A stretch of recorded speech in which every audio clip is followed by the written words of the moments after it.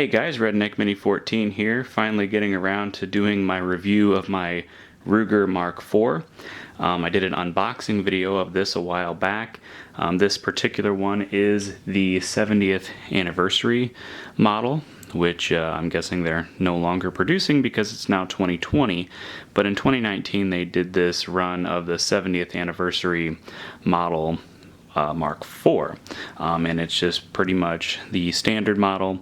Has some fancy laser engravings there, has a polished bolt with the Ruger logo in the back, has a special serial number that starts with 70TH for the 70th anniversary, and it came with a fancy wooden box and a 70th anniversary pin, a 70th anniversary decal, so that you can put it on your gun safe or your window or whatever.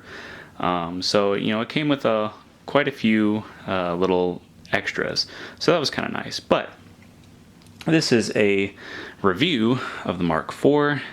So if you're not too familiar with the Ruger Standard, which is what I call it. Most people call it the Ruger Mark series. I call it the Ruger Standard because the original gun was called the Standard Auto 22 pistol, or maybe just the Ruger Standard. It basically looked like this. I actually have a couple of them. They later were known as the Mark I's. You know, once you got to the Mark II, actually I think the Target model was considered the Mark I. But anyway, the original pistol looked a lot like this, only obviously this is a more updated pistol. And it was very hard to take apart, as were the Mark II and Mark III. But with the Mark IV, you have this one button takedown. So you have a button here in the back, you push it, and you tilt the barrel up, and it comes off. And you can just pull your bolt out and everything, and you're pretty much field stripped.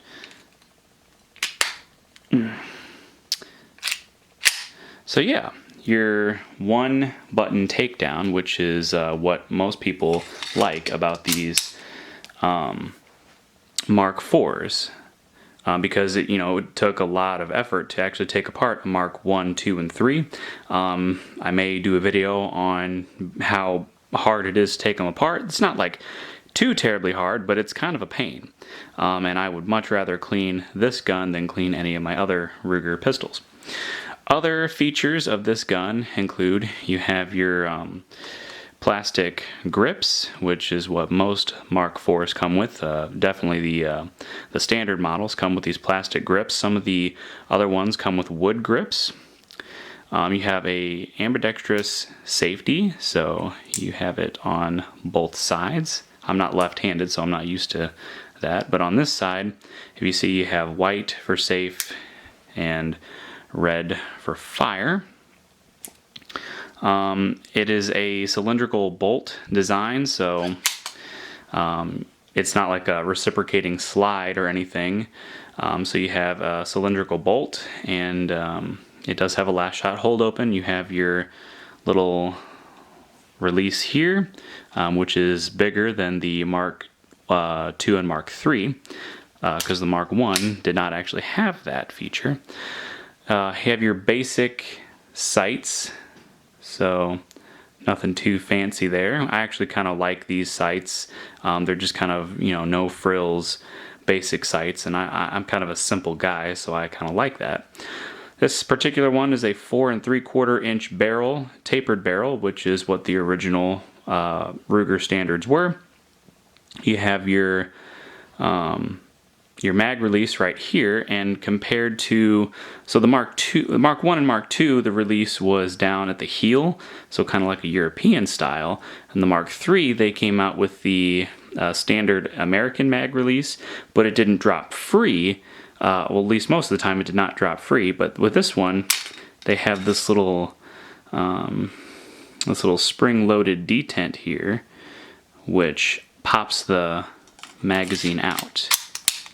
So that's kind of neat. And the Mark IVs are now coming with these kind of silver magazines, so that's kind of interesting. The older ones were black, blued, but the newer ones are this kind of silver color. I don't really know what kind of finish it is. I don't think it's actually stainless steel because it's not as shiny as stainless steel. But of course the magazines do have the load assist button, so you can just push it down, which will kind of wear on your thumbs after, you know, quite a few times of reloading. They do make loading tools. I actually have one. HKS makes one, and then several other companies make them as well. So you can save on your, wearing your thumb down. Does come with 2 magazines, and those magazines will also work on the Mark IIIs. So the Mark 3 and Mark 4 magazines are interchangeable, but it is not the same way with the Mark 1, the Mark 2, and then the Mark 3, 4. So the Mark 1 has its own magazine, and actually the Mark 1s, they're like 2 different generations of magazines, which I'll go over in another video. But they're different than the Mark II magazines, and the Mark II magazines are different than the Mark III magazines. But if you have a Mark III, you have several magazines, you get a Mark IV, hey, you already have some extra magazines.